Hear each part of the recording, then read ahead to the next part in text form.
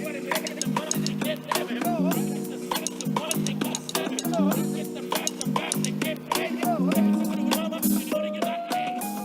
Seynabou, welcome again on behalf of Acosphere, Gilles, myself.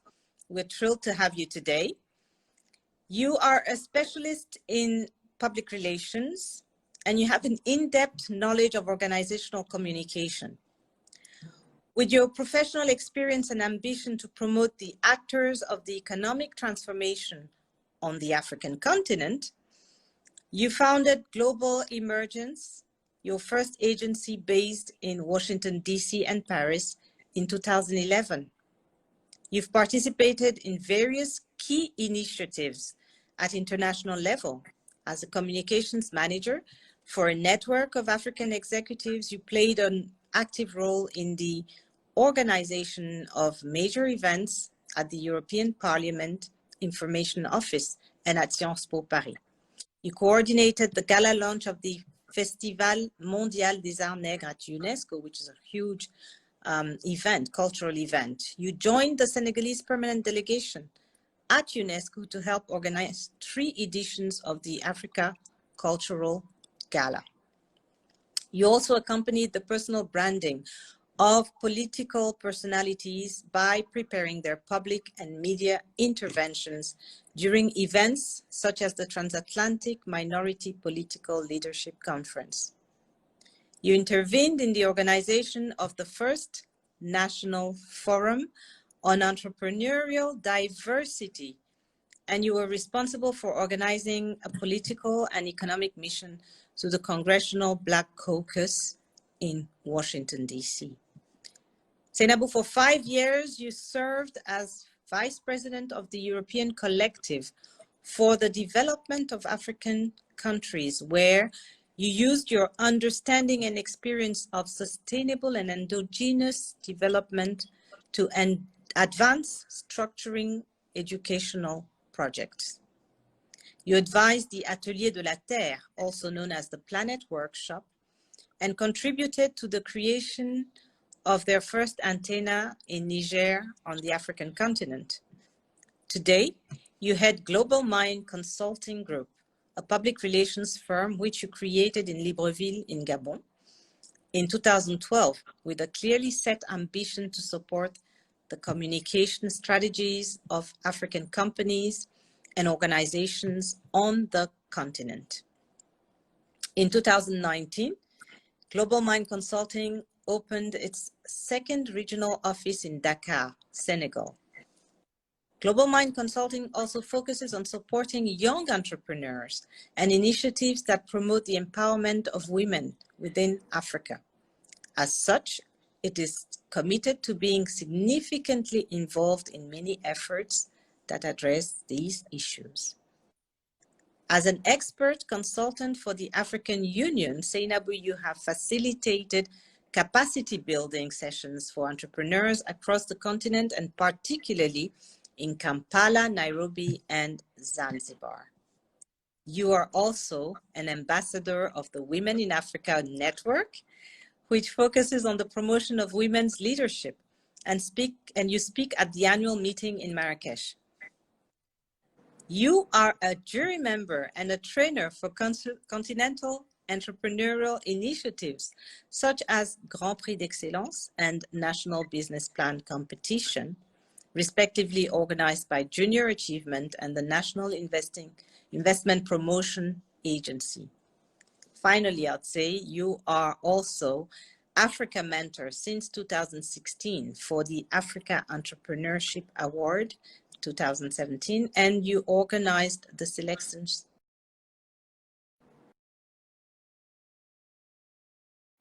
Sorry about that. You coached entrepreneurs and advised numerous startups on a regular basis. So, Seynabou, given your profile, I'd like to start by saying in French now, and I'm going to switch. So for my Anglophone friends online, please just follow and bear with us. Seynabou, tu es spécialiste des relations publiques et tu attestes de solides connaissances dans tous les versants de la communication. Tu as vécu et travaillé sur 3 continents. En tout cas, tu as travaillé sur 3 continents et vécu sur 2 au moins. Et tu as une expérience internationale. Quelle est ton histoire? Hi everyone. Thanks for the invitation. Very nice to be with you, Nadia, today. So thank you very much, and hi to all the Anglophone people who are with us today. So oui, effectivement, je suis, je pense, une passionnée d'Afrique. C'est ce qui marque aussi mon parcours. Vraiment passionnée par le continent, par ses enjeux, par cette volonté de pouvoir bouger les choses. Et donc j'ai grandi en France. J'ai fait toutes mes études en France.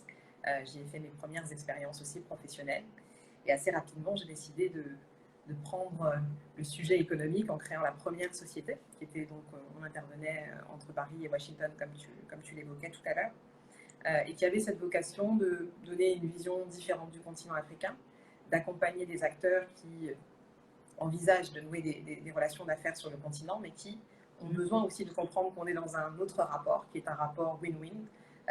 On est loin d'être fermé, on est très ouvert à accueillir le monde entier pour se développer, pour faire des choses ensemble, pour créer de belles synergies, mais il faut que ça se fasse dans une relation qui soit véritablement win-win partnership. Donc c'est comme ça qu'on a créé la première structure et qu'assez rapidement, on a décidé de, nous aussi, aller jusqu'au bout de notre cohérence en créant le cabinet en Afrique et pas dans mon pays, le pays dont mes parents sont originaires et dont je suis moi-même originaire, mais au Gabon, une terre d'accueil que tu connais aussi avec Gilles, et où on a eu la chance de pouvoir faire nos premières armes sur le continent africain et, comme tu le disais tout à l'heure, d'intervenir dans plusieurs pays depuis Libreville. Donc l'objectif, c'était d'être basé en Afrique et de rayonner sur tout le continent africain depuis Libreville, et aujourd'hui, ça va faire 10 ans.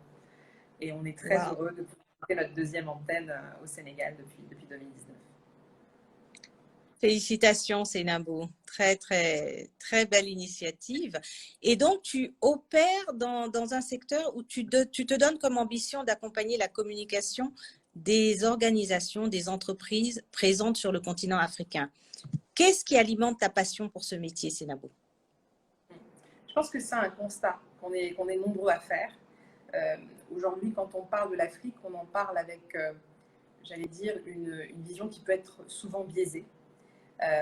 On a tendance à rappeler ce qui se passe de mal, ce qui est négatif, toutes les problématiques auxquelles nous sommes confrontés. Loin de les nier, on les reconnaît, et je pense qu'on est nombreux à essayer d'apporter très modestement notre contribution pour essayer de solutionner chacun de ces défis-là.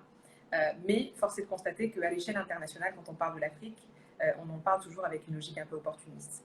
Et donc l'objectif de Global Mind Consulting, c'était vraiment d'identifier ces acteurs, ces décideurs économiques, politiques, qui font des choses extraordinaires sur tout le continent, dans tous les domaines, et qui sont peu connus, de les aider à amplifier la résonance de leur message, de leur permettre aussi d'avoir une plus grande visibilité, parce qu'à travers leur parcours, à travers leur expérience, à travers leur combat, c'est aussi l'image de l'Afrique qui change et qui bouge et qui évolue. Et donc c'est ça aussi le pari de Global Mind, c'est vraiment d'accompagner ces acteurs dans la conception de stratégies qui leur permettent d'atteindre les objectifs qu'ils se sont fixés. Super. Et pourrais-tu nous faire part d'anecdotes concernant des défis, des opportunités, des difficultés que tu as rencontrées dans ta carrière, dans ta vie, dans tes activités?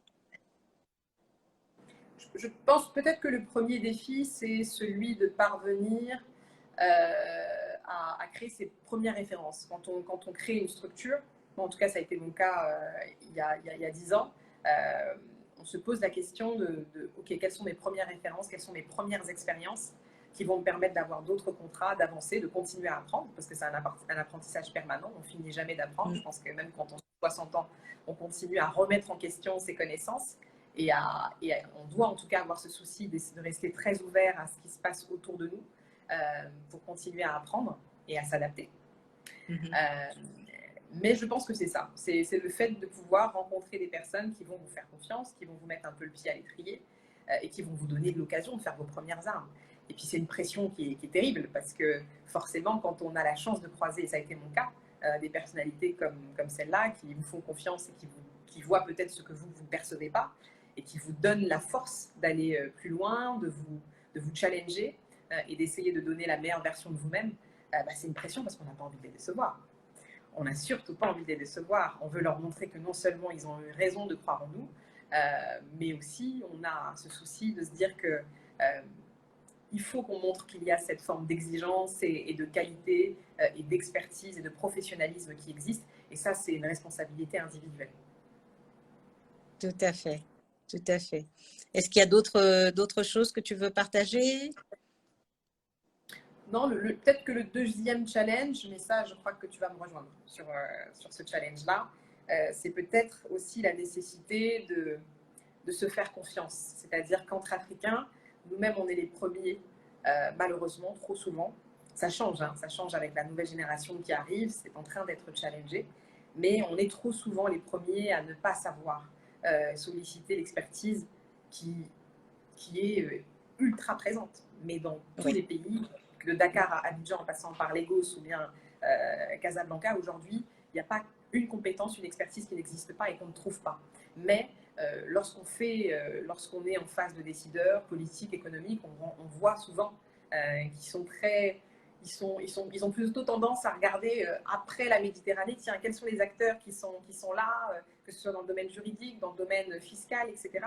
Et de se faire conseiller par des entreprises étrangères plutôt que par des entreprises locales qui, au-delà de l'expertise, de toute façon, ont cette connaissance très pointue des réalités socio-économiques, socio-culturelles. Et c'est ça qui permet d'être sûr qu'on n'est pas sur du copier-coller, mais qu'on est véritablement sur des modèles qui sont adaptés, sur des solutions qui sont adaptées à nos réalités, à nos écosystèmes et qui vont finalement être les plus pertinentes. Absolument. Ah oui, je te rejoins. Je te rejoins parfaitement sur ce sujet. C'est d'ailleurs un sujet dont nous parlons souvent toutes les deux. Alors, tu es connue, Seynabou, pour ton engagement auprès des jeunes et des femmes entrepreneurs aussi sur l'ensemble du continent. Est-ce que tu peux nous parler un peu plus de cet engagement dans la valorisation des acteurs économiques en Afrique?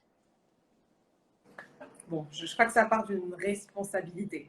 On a tous une responsabilité parce qu'on a des parcours divers et variés. Pour certains, ils ont fait de très très longues études, pour d'autres un peu moins. Pour certains, il y a l'expérience à l'international dans plusieurs pays, sous différents formats. Mais c'est très important d'intégrer qu'on a une responsabilité, celle de partager aussi cette connaissance, d'échanger avec cette nouvelle génération, dont je fais partie aussi, parce que je considère que je ne fais pas encore partie des seniors et que je ne suis pas soixantenaire. Mais c'est ça, il faut qu'on arrive à aussi intégrer qu'on a cette responsabilité, qu'aujourd'hui, on a la chance d'avoir une démographie qui est extraordinaire, que la plupart des autres continents nous jalousent. Qu'est-ce qu'on en fait? Qu'est-ce qu'on en fait? Et je crois que le message, c'est ça, c'est qu'il faut faire confiance en notre jeunesse, l'encourager, la soutenir et lui donner les moyens d'oser. Oui. Oser est vraiment le mot-clé. Et en fait, ce que je retiens, c'est oser, mais c'est aussi la transmission quelque part dont tu nous parles. C'est vraiment transmettre à cette jeunesse de la confiance, des compétences, du savoir-être et du savoir-faire.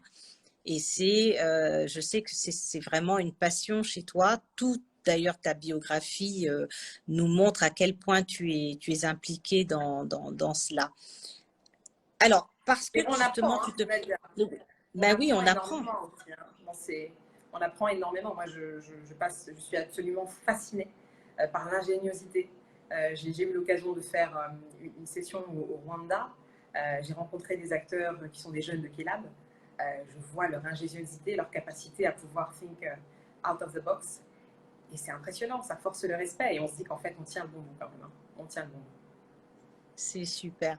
Et donc, parce que tu as cette passion pour l'entrepreneuriat et le développement, tu te passionnes encore plus pour la condition des femmes en Afrique et tu es ambassadrice du réseau Women in Africa.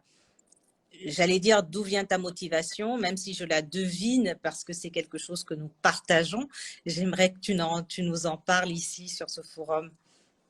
Bon, on a une chance, hein. On est nombreuses à la voir. On a des mamans qui sont des guerrières. On a des mamans qui sont extrêmement braves, qui ont beaucoup sacrifié, très souvent beaucoup sacrifié, et qui ont une force de caractère qui leur permet de déplacer des montagnes. de dépasser les obstacles de la vie et de penser à l'avenir en la construisant aussi, en tout cas, sans forcément toujours être pris par les aléas, par les difficultés, sans se laisser aller. Et ça, je pense que c'est une chance. C'est une chance parce que forcément, quand on a évolué dans un environnement comme celui-ci, eh ben, ça marque, ça laisse des traces. Oui.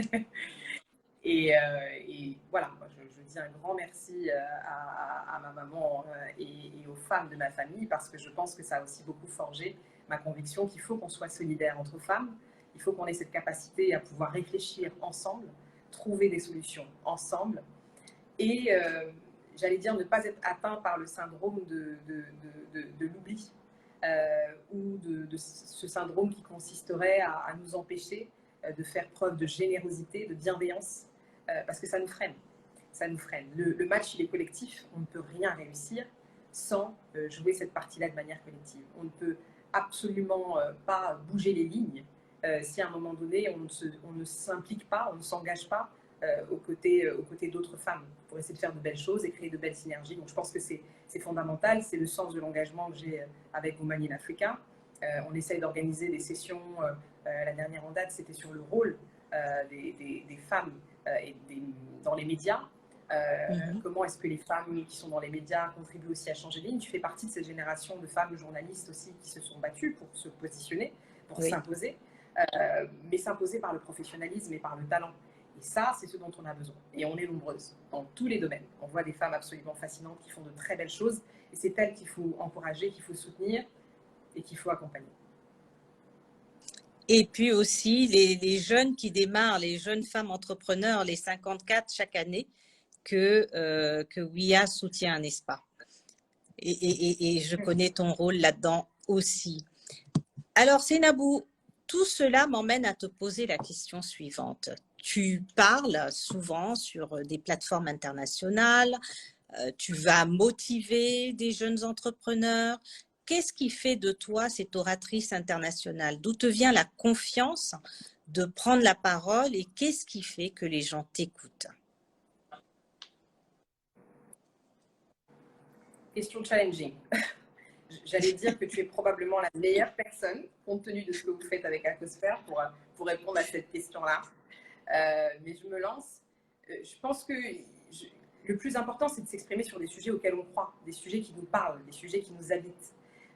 Parce que quand on s'exprime sur des sujets qu'on a survolés, ben forcément, on n'en parle pas avec la même passion, on ne transmet pas la même chose.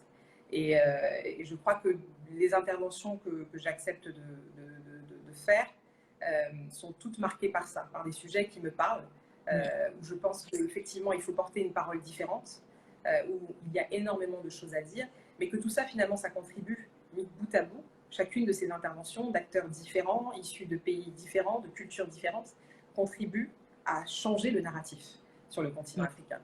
À donner une image totalement différente, mais surtout plus objective de ce qui est en train de se passer. Et ça, c'est fondamental. C'est vraiment, ça part d'abord aussi d'un engagement et d'un souci de vouloir très modestement, d'humilité, contribuer à changer ce narratif-là. Et puis après, je pense qu'il faut aussi savoir se faire confiance. Tout n'est pas parfait, mais tout est perfectible. La seule chose qu'on doit pouvoir retenir, la seule chose déterminante qu'il nous faut retenir, c'est qu'on aura au moins essayé. De donner la meilleure version de soi-même et de faire son maximum pour délivrer un message qui soit juste et qui soit surtout très authentique. Je vois que tu n'avais pas besoin de moi pour vraiment répondre à cette question. On a toujours besoin de toi, Nadia. Écoute, alors, forte de tes expériences professionnelles internationales, et puis aussi marquée par l'ambition de valoriser les acteurs de la transformation économique, tu as fondé Global Emergence et ensuite Global Mind Consulting, donc 2 entreprises. Quels conseils aimerais-tu donner aujourd'hui à notre public et particulièrement aux jeunes sur comment réussir en rentrant en Afrique? Peut-être savoir se poser les bonnes questions. Se poser les bonnes questions. Tu as parlé tout à l'heure des défis, des problématiques auxquelles le continent est confronté dans de nombreux domaines, hein, l'énergie, les infrastructures. Il y a beaucoup de choses où on peut dire qu'on a des carences, ou en tout cas où on gagnerait à mettre un vrai coup d'accélérateur. Mais moi, j'ai tendance à voir tout ça comme des opportunités. L'invitation que j'ai à cette génération de femmes, d'hommes qui sont issus de cette diaspora africaine qui est riche et qui a en plus l'avantage d'avoir côtoyé l'ailleurs, d'avoir été extrêmement bien formés, mais d'être toujours attachés au pays d'origine, d'être toujours attachés au continent africain, ce qui leur donne une force supplémentaire, un atout vraiment clé, c'est justement de commencer à réfléchir à quelles sont les solutions qu'on peut apporter pour contribuer à solutionner ces problèmes-là. Des fois, ça passe par des ponts, ça passe par des synergies. Moi, je suis très heureuse de voir qu'il y a beaucoup d'initiatives aujourd'hui qui sont en train de se multiplier pour créer des fonds d'investissement de la diaspora, pour faciliter l'entrepreneuriat sur le continent, pour identifier quels sont les projets les plus porteurs dans ces différents secteurs stratégiques, et pour être accompagné dans le financement de ces projets-là. Qu'il y a de plus en plus nos États aussi qui essaient de s'organiser pour encourager l'investissement et le retour au pays. On voit même que des pays comme le Ghana le font au-delà de leurs ressortissants. Ils disent, on donne le passeport à tous ceux qui veulent bien venir au Ghana et venir faire de belles choses dans notre pays, vous êtes bienvenus. Je trouve que c'est un signal fort. C'est important parce que c'est ce dont on a besoin. On voit aujourd'hui qu'il y a une forme de récession qui est mondiale. La pandémie qu'on est en train de traverser a des conséquences économiques qui sont dramatiques. C'est peut-être aussi l'occasion de repenser nos modèles de développement, de repenser notre manière de développer et de nouer les relations d'affaires sur le continent et d'inciter encore plus, d'encourager. Je lance un appel à tous ceux qui sont dans la communication, dans les relations publiques et dans tous les autres domaines qui peuvent apporter une pierre à l'édifice, de rentrer. Il y a de la place et on a besoin d'être nombreux à s'investir sur le continent africain. Donc le message aux jeunes et moins jeunes entrepreneurs, c'est n'hésitez pas à rentrer. Vous ne posez pas 36 milliards de questions. À un moment donné, il faut juste oser. Essayez, tentez, et puis au pire des cas, si ça ne fonctionne pas, vous aurez appris. Superbe message, Seynabou, superbe message. Alors, on va changer de registre. On va sortir des relations publiques pour aller dans la créativité, parce que tu as lancé récemment une nouvelle initiative, AAC 55, avec Fatima Tawan, notre sœur journaliste, et dans l'idée de contribuer à l'émergence d'industries créatives et culturelles et de permettre aux artistes de vivre de leur art. Est-ce que tu peux nous parler de cette initiative? Oui, ça, c'est vraiment une initiative qui nous tient énormément à cœur, qu'on a lancée il y a quelques années déjà avec Fatimata. Elle, c'est une grande professionnelle de la communication des médias, une grande journaliste, grande intervieweuse, et qui s'est beaucoup investie sur ces questions culturelles pendant de très nombreuses années, un petit peu partout sur le continent, qui a été rencontrer ces acteurs culturels.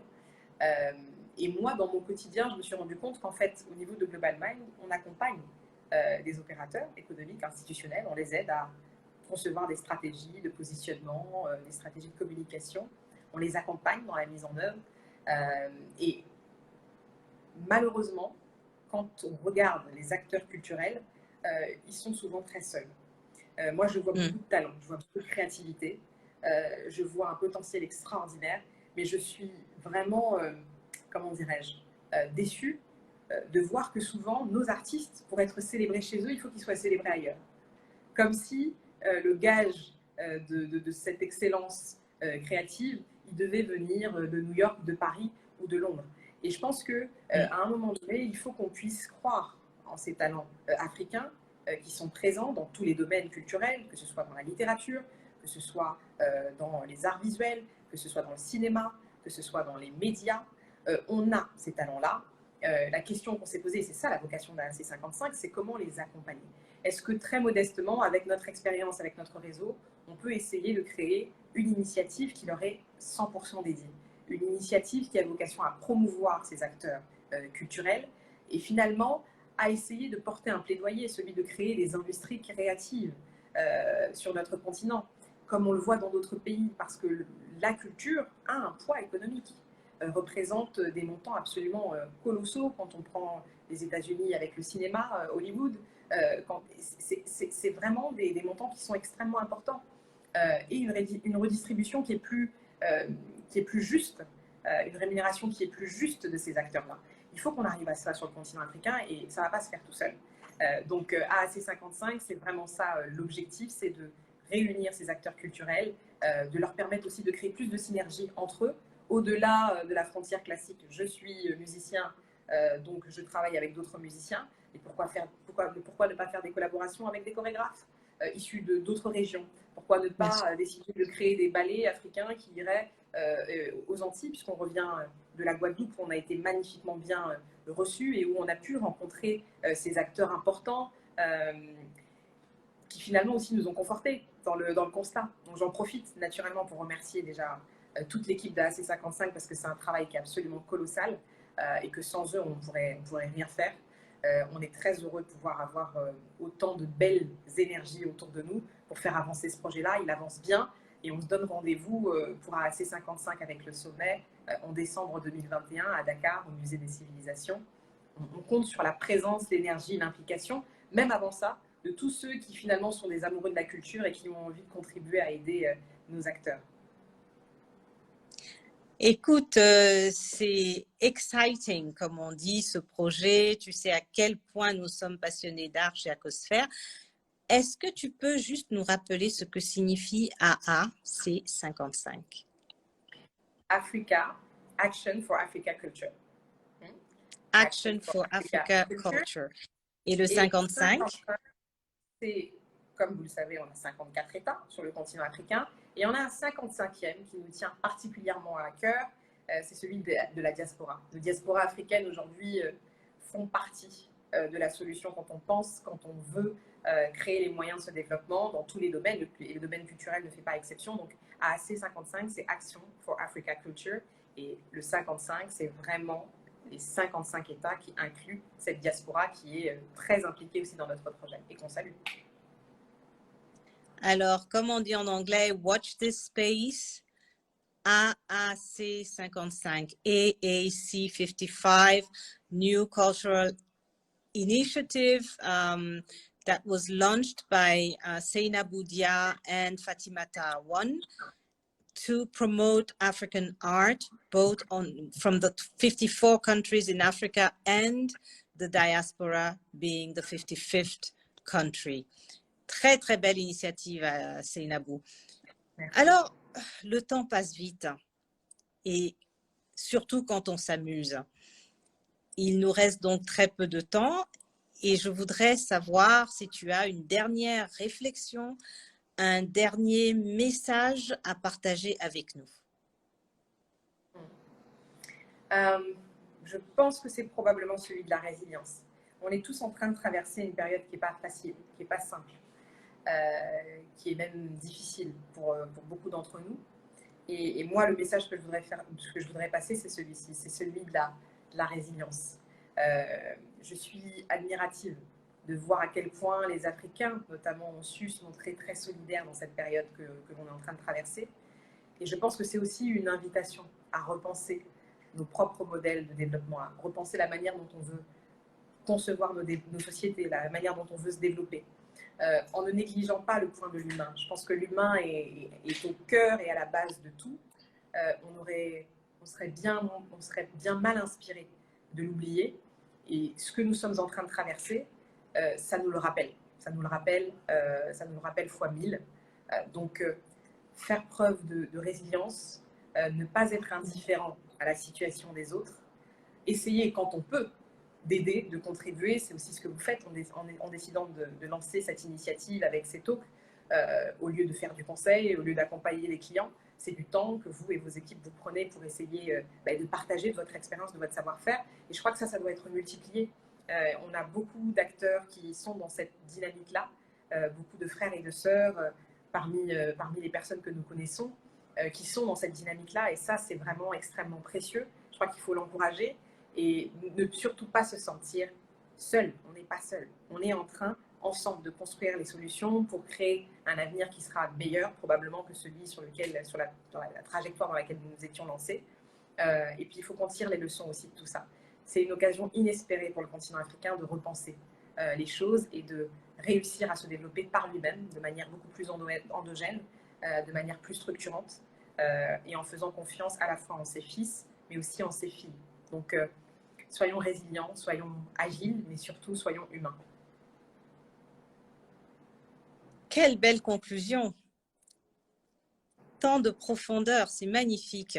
Je t'écoutais avec, je buvais en fait tes paroles pour être tout à fait honnête, et je ne peux dire ici que la joie que j'ai toujours de discuter avec toi, de t'écouter, de partager, et je suis ravie que nous ayons pu en faire de même aujourd'hui. Avant de nous quitter, je voudrais annoncer donc notre prochain invité. So we're coming to the end of this interview. As usual, it has been an absolute delight to have this conversation with Seynabou. I was just saying in French that I'm always really happy to talk with her, to share experience with her. But before we say goodbye, I'd like to announce our next guest. So that's next Thursday, same place, same time. Gilles Acogny will be interviewing Pape Amadou Ngom, yet another amazing profile. This time we're talking businessman, we're talking IT specialist, we're talking larger corporate. Pape Amadou Ngom is a really interesting profile. So make sure you join us same days, so Thursday, same time on Instagram, on Gilles Acogny, Gilles Amadou Acogny's Instagram. And I'm sure you won't be disappointed. So thank you. Thank you, Seynabou, for accepting to be our guest, for playing the game. Thank you for sharing so much insight with us. Thank you to everyone who has been with us today and has been listening. Stay safe, stay blessed, and we look forward to seeing you next week again. And as usual, the interviews are on IGTV and on the Acosphere YouTube page. Take good care and thank you. Bye everyone. Bye bye Seynabou. Merci beaucoup. Merci à toi Nadia. À très bientôt. À très bientôt. Bye.